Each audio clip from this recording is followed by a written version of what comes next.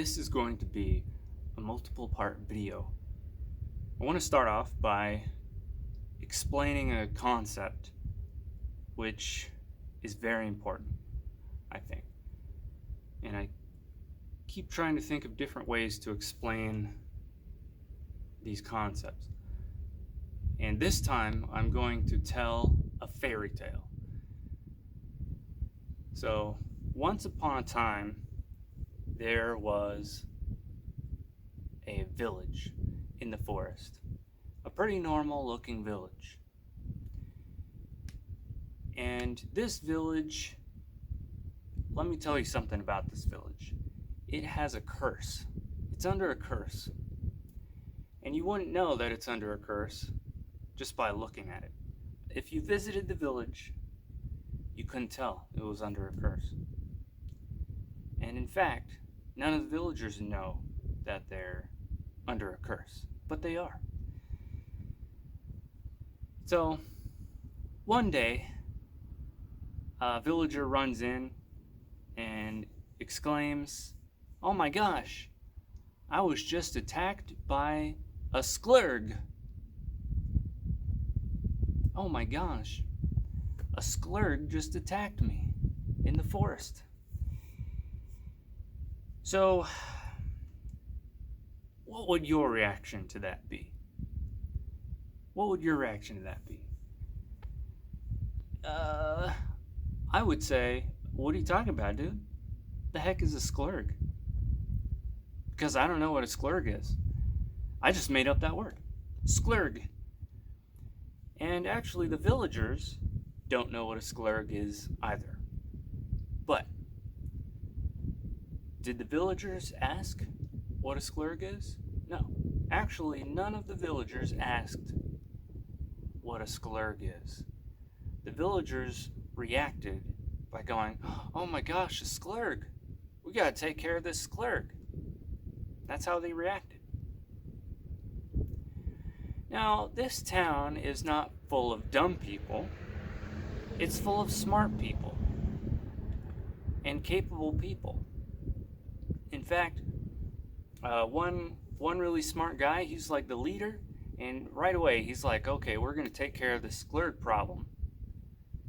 Okay, you make torches. Okay, you grab the pitchforks. Now, Alpha Team, you're on point. Really smart guy, taking charge."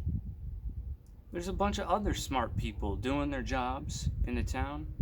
One person over here, he's really smart. He's like a strategist.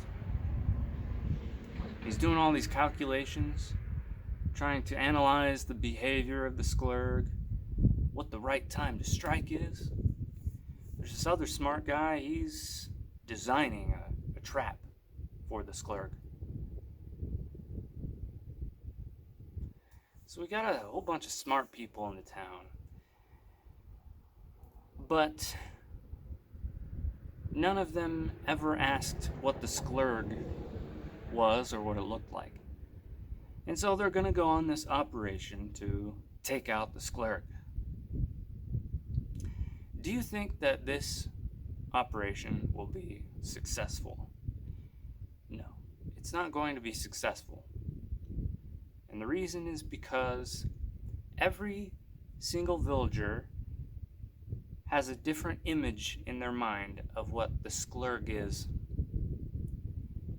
And all these smart people doing their complicated tasks, all of their efforts hinge on one thing, and that is details about the sklurg. What the heck the sklurg is. Okay? So these people are doing all these tasks and it doesn't mean anything. Like, for example, the guy making a trap for the sklurg.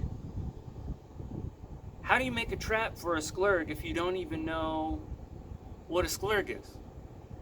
What if you make it too small? What if you're envisioning like a bear creature, but it's actually like a fish creature?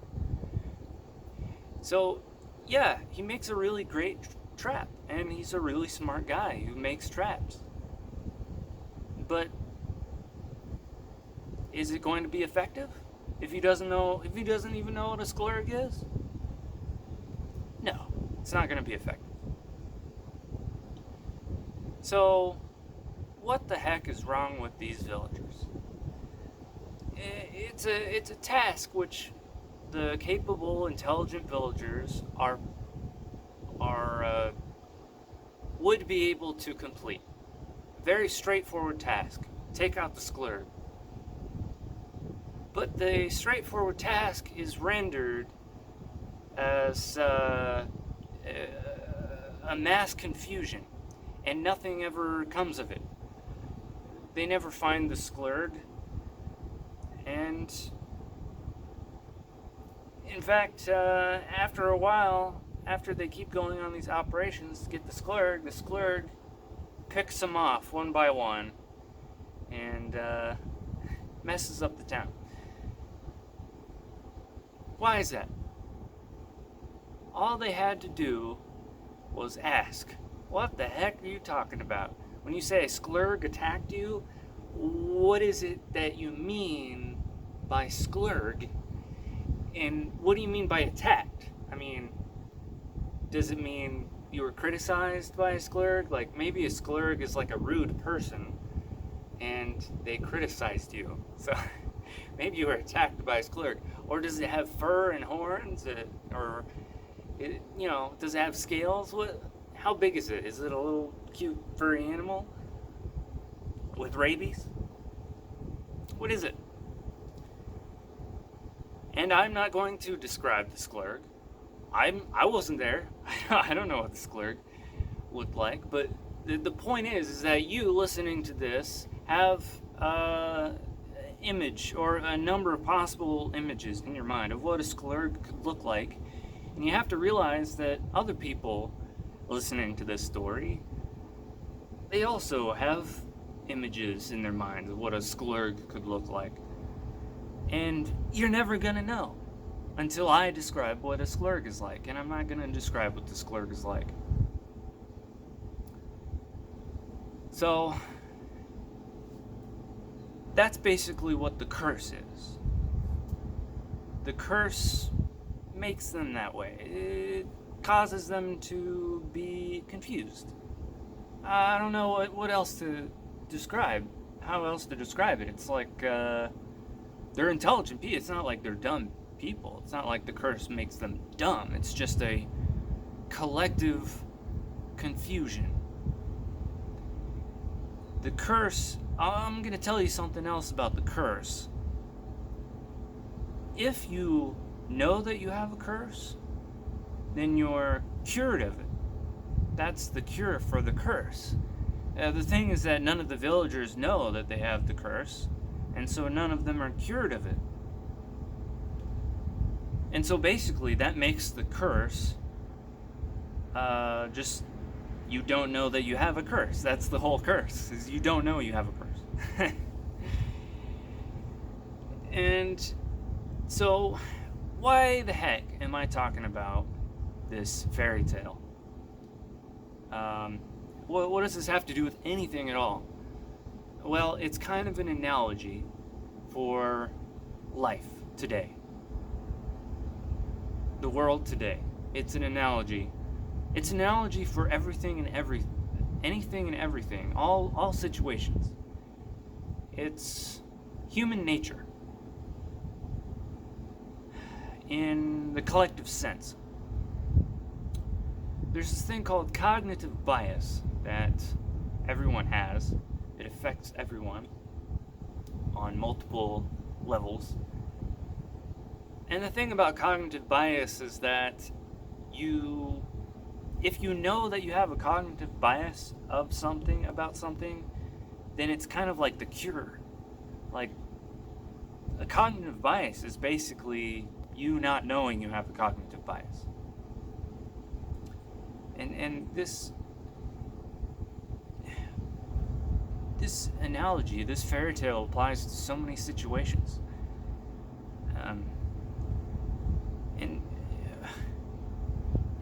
That's all it is. It's cognitive bias. And you think, oh, if I was one of those villagers, I would never do that.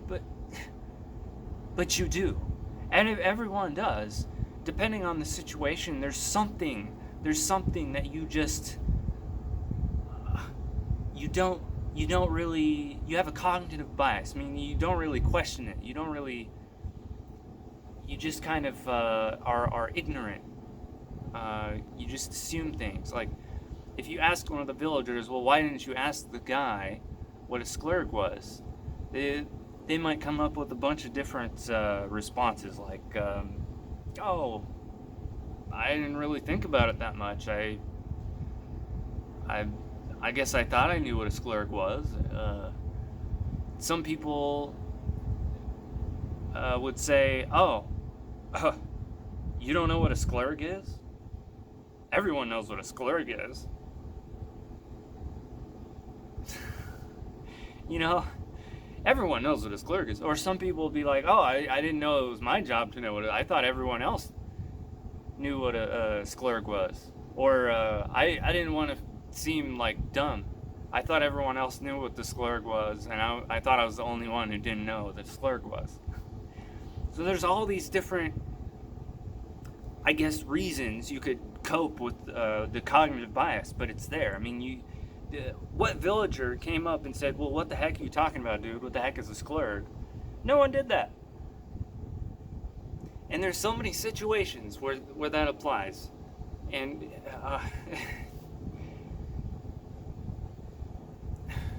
in certain aspects of science, like consciousness or electricity, light, or in all of science, everything in science, everything in culture, actually, I could just keep coming up with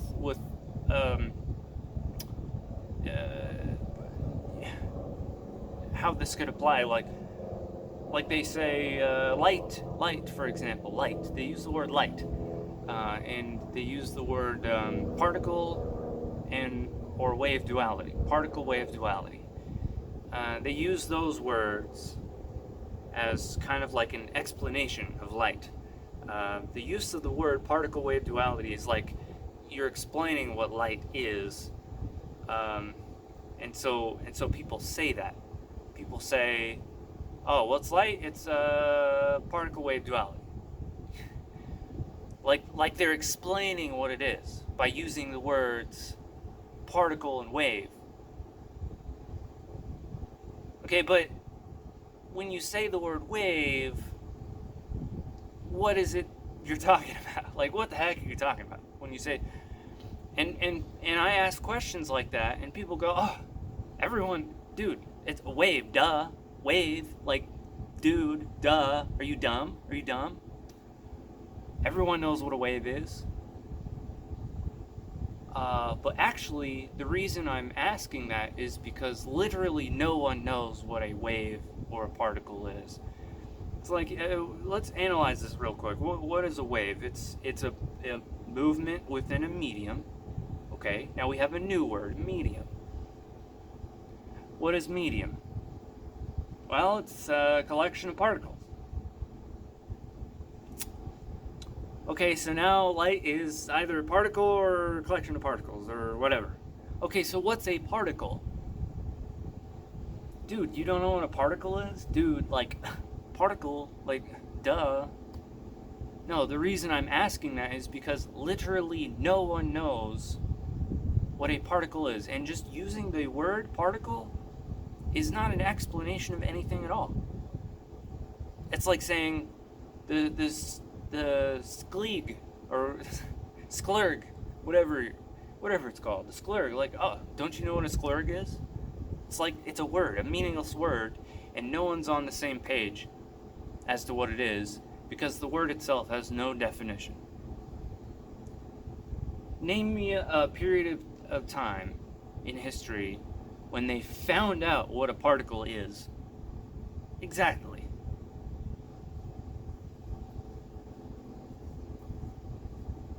It's a lot more difficult to explain in using real-world situations because we're talking about words that actually have definitions. Like particle, I'm sure the word particle actually has, like, okay, you can look up the definition of the word particle in the dictionary, and it has some Yada yada, physical thing. Okay. It's the reason I use the fairy tales is because I just made up a word, okay? And you don't know what that word means, and I don't know what that word means.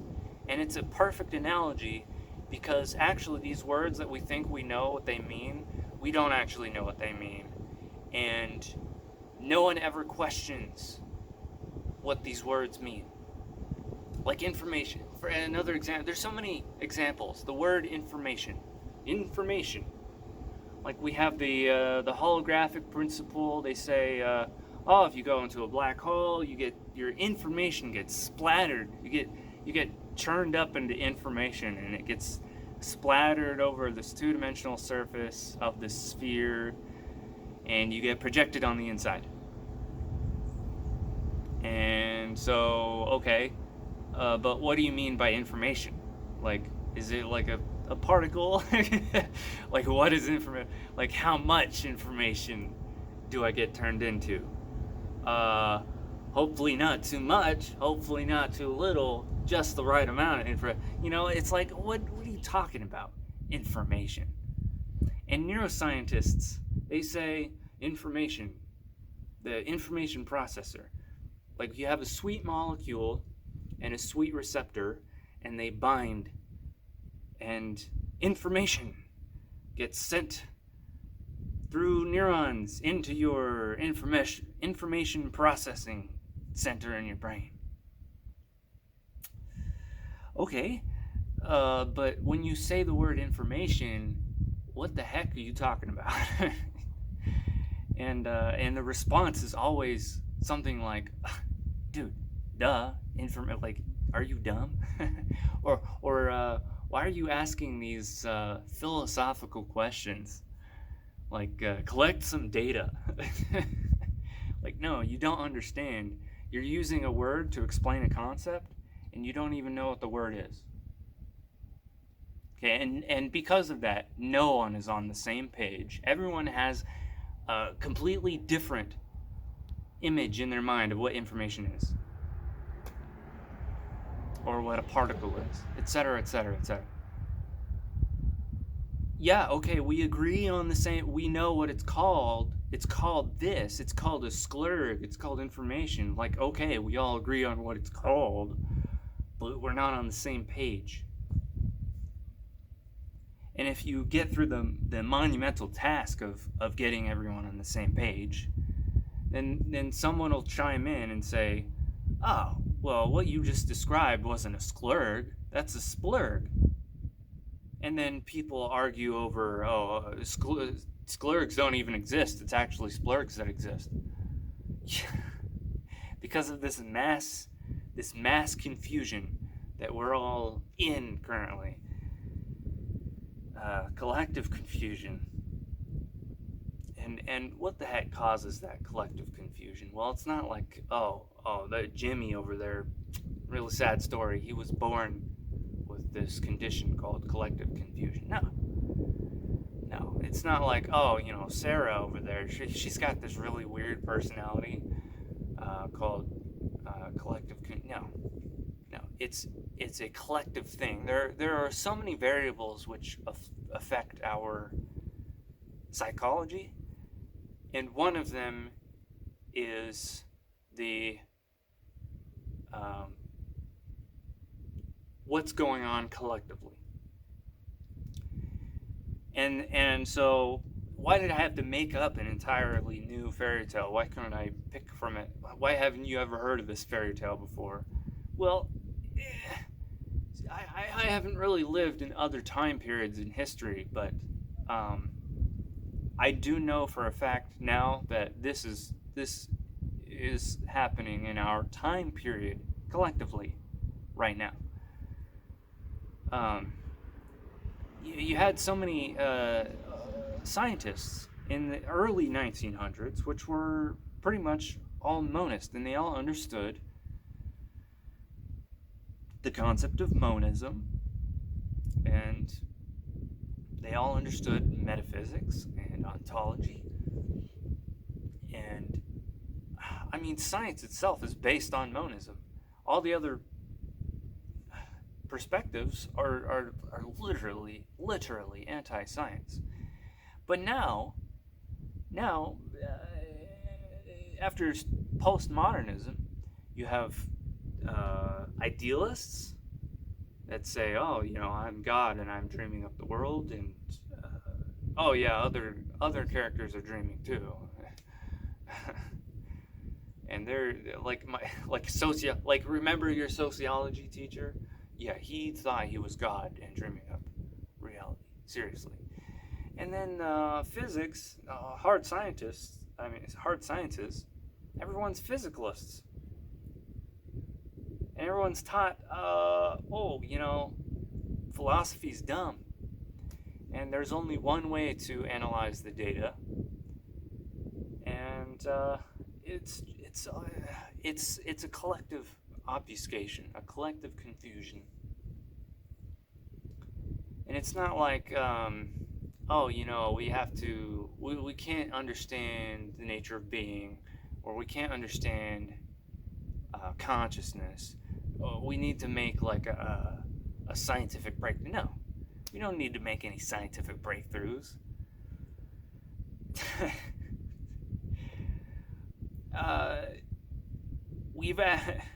We're actually pretty close in the early 1900s. With David Bohm, we were very close to understanding consciousness. In fact, I'm pretty sure he figured it out.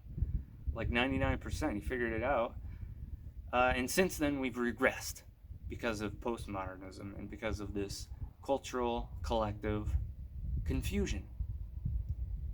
Also known as demons or evil spiritual forces.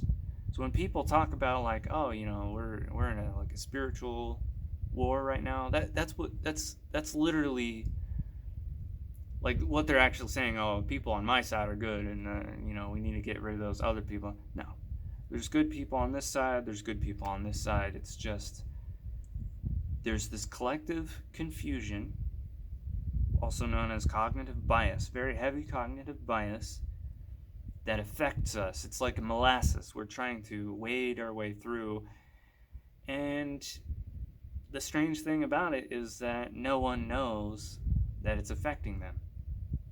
Another example is you're walking along a fence, and you walk along a fence. You don't think about jumping over a fence. Who thinks about jumping over a fence?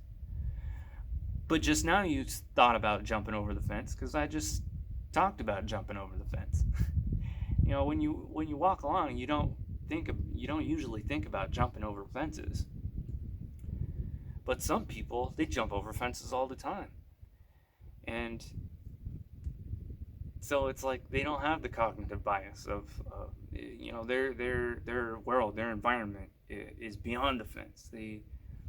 If you're walking along the fence and you don't want to jump over the fence, it's not like you're saying to yourself, "Oh, I don't want to jump over the fence." It's just you're not really thinking about it. Like, why would you? It's a fence. So it's like sometimes it doesn't even matter, but that doesn't mean you don't have a cognitive bias. It's like a demon over your shoulder that's confusing you. You're not aware of a certain situation, a particular situation.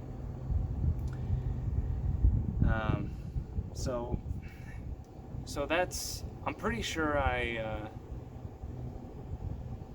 that was a good introduction. I'm sorry it was so long, but I could go into details. Like I could really go into details. Like I could talk about all the details. But it's kind of like, well, what's the point? Like you could go get into a discussion with someone about like, oh, maybe the sklurg trap should be this way, or no, it should be that way. But what's the point if you're not even in communication about what a sklurg even is? Or if you just assume that you know what a sklurg is, it's kind of like, so we're all smart people. We're all smart, okay? It's just cognitive bias. Everyone's smart. We've got all these smart people doing smart analysis, and everyone's referencing each other, And well, he's talking about the Sklurg, and he said something smart about the Sklurg, and I agree with him. But you know, just because you agree with him, it doesn't mean you're on the same page. Because neither of you have defined what Sklurg is. So that's the level we're at. It's not a technical issue like, okay, what are the dimensions of the Sklurg trap? It's not a technical issue. It is a spiritual issue. Once everyone is in agreement upon what a Sklurg is, the task, everyone can work together collectively. It's a straightforward task. It's a technical issue. But before that, it's like, what's the point? Why even do anything at all if you're not going to talk about, what the heck is a Sklurg, dude? Like, please tell me what a Sklurg is. Please tell us. Describe the Sklurg for us. So there's so many, you're smart. Manya Long is smart. All the people she references are smart. And all the books that I've read, all the authors are very smart people. And but the issue is that, okay, well, we're all working on a job, and the job is figuring out what reality is kind of like, trying to kind of figure out what reality is like, the nature of being.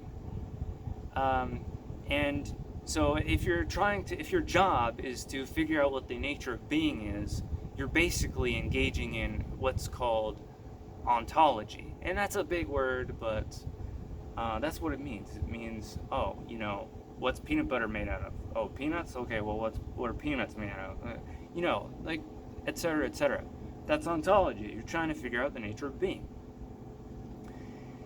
The thing is that in ontology, there are multiple ways to view the nature of being. Just like there are multiple descriptions, a possible description, like a Sklurg could be this, a Sklurg could be that. And if you don't start off by explicitly saying, okay, we're engaging in ontology, we're trying to figure out the nature of being, and there are multiple ways we can view the nature of being. There are four different ways to view the nature of being, and I think that one of the four ways is better than the other three. One is good, three are dumb. And that's what I think. And what do you think? Do you think that my perspective is correct, or do you think that one of the other three is correct? So that isn't happening at all. Nowhere. You had one job. Like, I just want to keep saying, every single book I've read on consciousness, I've read most of what there is to read out there. I've read so much, believe me. And it's all the same story. It's all someone leaning in one particular direction, and yet they do not explicitly say, I'm doing ontology, I'm figuring out the nature of being, there are multiple ways to look at it, and I think this way is correct, and those other ways are not correct. And I keep wanting to say, you had one job, dude. You literally had one job. Okay, well, I've ranted long enough. So now for part 2.